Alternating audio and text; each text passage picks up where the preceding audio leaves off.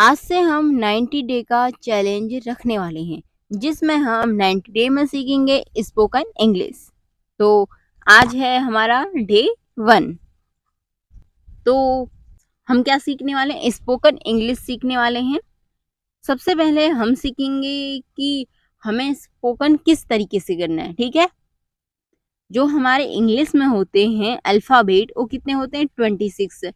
ए से जेड तक जो अल्फ़ाबेट होते हैं वो कितने होते हैं? 26 होते हैं, यानी कि 26 हमारे लेटर होते हैं अंग्रेजी में। लेटर के बाद क्या आता है? लेटर के बाद आता है वर्ड। लेटर से क्या बनते हैं? लेटर से बनते हैं वर्ड। जैसे बैड हो गया, गुड हो गया, ब्रेव हो गया, हैप्पी हो गया, ये सारे क्या हैं? वर्ड हैं। लेटर से क्या बनते हैं? हमारे वर्ड बनते हैं। वर्ड से क्या बनते हैं? हमारे वर्ड से हमारे सेंटेंस बनते हैं। सेंटेंस कैसे बनते हैं? सब्जेक्ट और वर्ब होती है। सेंटेंस को मिला के क्या बनता है? पैराग्राफ बनता है। और पैराग्राफ को मिला के क्या बनता है? स्पीच बनता है। तो हम इन 90 डे में सीखेंगे लेटर क्या है, वर्ड क्या है, सेंटेंस क्या है, पैराग्राफ कैसे करते हैं और स्पीच कैसे करते हैं। ये सारी चीजें हम इसमें सीखने वाले हैं। क्या? 90 डे में सीखने वाले हैं। चलिए हम आते हैं अपने लेटर में। हमारे जो इंग्लिश में अल्फ़ाबेट होते हैं वो कितने अल्फ़ाबेट होते हैं? 26 अल्फ़ाबेट होते हैं, यानी कि 26 हमारे लेटर होते हैं। 26 में जो 5 होते हैं वो होते हैं हमारे वावल। वावल होते को हम हिंदी में कहते हैं स्वर। और जो 20 होते हैं वो होते हैं हमारे कॉन्सोनेंट, यानी कि व्यंजन। और जो एक होता है वो होता है सेमी वावल्स, यानी कि जो वावल भी है और कॉन्सोनेंट भी है। तो हमारे वावल कितने होते हैं? वावल होते हैं हमारे 5। कॉन्सोनेंट कितने होते हैं? कॉन्सोनेंट होते हैं 20। और हमारा एक क्या होता है? हमारा एक सेमी वावल्स होता है, यानी कि वो व्यंजन की तरह भी काम करता है और स्वर की तरह भी काम करता है। तो हमारे 5 जो वावल हैं वो हैं ए, ई, आई, ओ, यू। और हमारे जो कॉन्सोनेंट हैं वो हैं B, C, D, F, G, H, J, K, L, M, N, P, Q, R, S, T आदि। ये जो भी वर्ड हैं, यानी कि ए, ई, आई, ओ, यू को छोड़ के जितने भी हमारे वर्ड होते हैं, जितने भी हमारे लेटर होते हैं, उन सबको हम कॉन्सोनेंट कहते हैं। जो हमारा एक सेमी वावल्स होता है वो होता है हमारा वाई। ये क्या होता है? ये होता है हमारा कॉन्सोनेंट की तरह भी काम करता है और वावल्स की तरह भी काम करता है, इसलिए हम इसे सेमी वावल्स कहते हैं। 5, 20 और 1 को मिला के हमारे कुल कितने लेटर होते हैं? हमारे 26 लेटर बनते हैं। हमारे क्या होते हैं? 5 वावल्स होते हैं। जो वावल्स की जो साउंड होती है वो कितनी होती है? 22 होती है। और जो कॉन्सोनेंट होते हैं वो 20 और 1 को मिला के कितने होते हैं? 21 होते हैं, यानी कि 20 होते हैं हमारे कॉन्सोनेंट, एक होता है हमारा सेमी वावल्स। इन हमारे वावल्स कितने होते हैं? 5 होते हैं। वावल्स कितने होते हैं? 5 होते हैं। क्या है? ए, ई, आई, ओ, यू। और जो हमारे कॉन्सोनेंट हैं वो कितने होते हैं? कॉन्सोनेंट हमारे 20 होते हैं। 20 में 1 क्या होता है? सेमी वावल्स होता है। इसको ऐड करके कुल कितने बने? 21 कॉन्सोनेंट बने।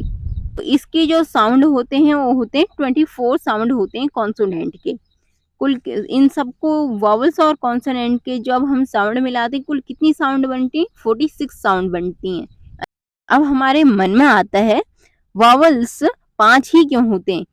ये 5 इसलिए होते हैं क्योंकि इनको बोलने के लिए किसी लेटर की हमें सहायता नहीं पड़ती है। जैसे ए, ई, आई, ओ, यू, इन सब की अपनी अलग अलग साउंड है। ये क्या होते हैं? ये अपने आप में पूर्ण होते हैं। जैसे ए, ई, आई, ओ, यू।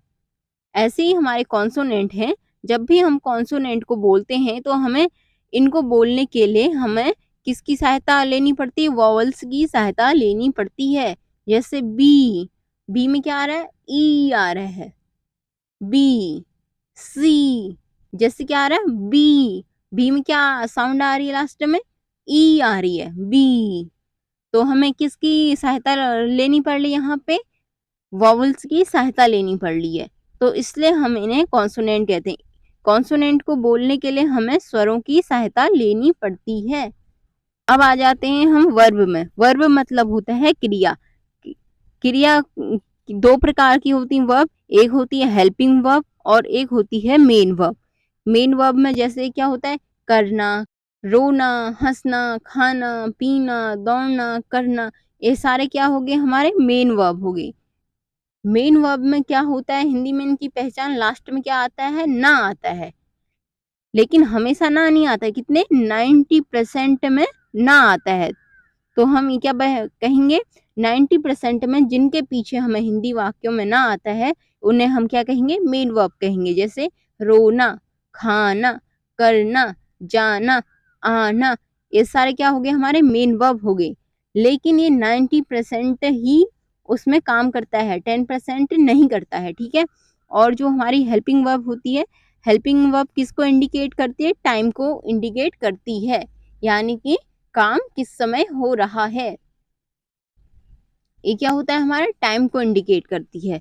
तो आज हमने क्या सीखा, आज हमने सीखा लेटर कितने होते हैं, 26 होते हैं। फिर इन लेटरों से क्या बनते हैं, वर्ड बनते हैं। वर्ड से क्या बनते हैं, हमारे सेंटेंस बनते हैं। सेंटेंस से हमारे पैराग्राफ बनते हैं। पैराग्राफ से हमें स्पीच आती है। इसके बाद कितने होते हैं, 26 लेटर होते हैं जिनमें 5 वावल्स होते हैं, 20 कॉन्सोनेंट होते हैं और 1 एक होता है सेमी वावल्स। 5, 2 और 1 को मिला के हमारे 26 लेटर बनते हैं जिनमें 5 वावल्स होते हैं। वावल्स की 22 साउंड होती है। कॉन्सोनेंट 20 होते हैं और सेमी वावल्स को मिला के 21 बनते हैं और इनकी जो साउंड होती है वो होती है 24 होती है। कुल मिला के जो साउंड बनते हैं वो बनते हैं 46 बनते हैं। फिर उसके बाद हमने क्या पढ़ा, वर्ब पढ़ी। वर्ब यानी क्रिया। वर्ब कितने प्रकार की, दो प्रकार की होती है, एक होती है हेल्पिंग वर्ब, एक होती है मेन वर्ब।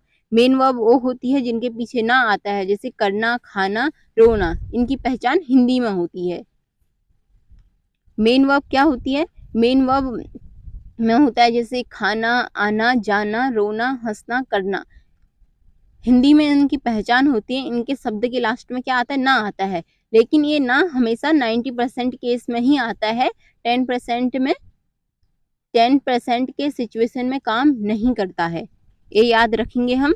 और जो हेल्पिंग वर्ब होती है, हेल्पिंग वर्ब हमारे टाइम को इंडिकेट करती है कि काम कौन से समय पे हो रहा है, ठीक है। आज अब हमारे पास यहाँ पर कुछ वर्ड हैं। अब हम इन वर्ड की सहायता से क्या बनाएंगे, सेंटेंस बनाएंगे। कैसे बनाएंगे, मैं लड़का हूँ, मैं डॉक्टर हूँ, मैं शर्मीला हूँ, मैं अच्छा हूँ, मैं बहादुर हूँ, मैं लॉयल हूँ, मैं रिच हूँ। इस तरीके के सेंटेंस हम इंग्लिश में बनाना सीखेंगे। चलिए बनाते हैं। आई मतलब होता है मैं, एम मतलब होता है हूँ। तो हम अब बनाएंगे अपने sentence. I am handsome, I am funny, I am well, I am brave, I am loyal, I am rich, I am boy, I am girl, I am teacher, I am good, I am lawyer, I am weak, I am strong, I am doctor, I am happy, I am Indian, I am human, I am smart, I am confident, I am sad, I am shy, I am student, I am genius, I am cute, I am humble।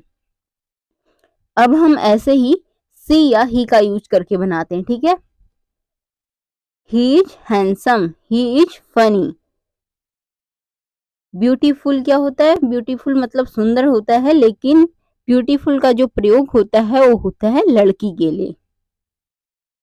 He is well, he is brave, he is loyal, he is rich, he is boy, he is teacher, he is good, he is lawyer, he is weak, he is strong, he is doctor, he is happy, he is Indian, he is human, he is smart, he is confident, he is sad, he is shy, he is student, he is genius, he is cute, he is humble।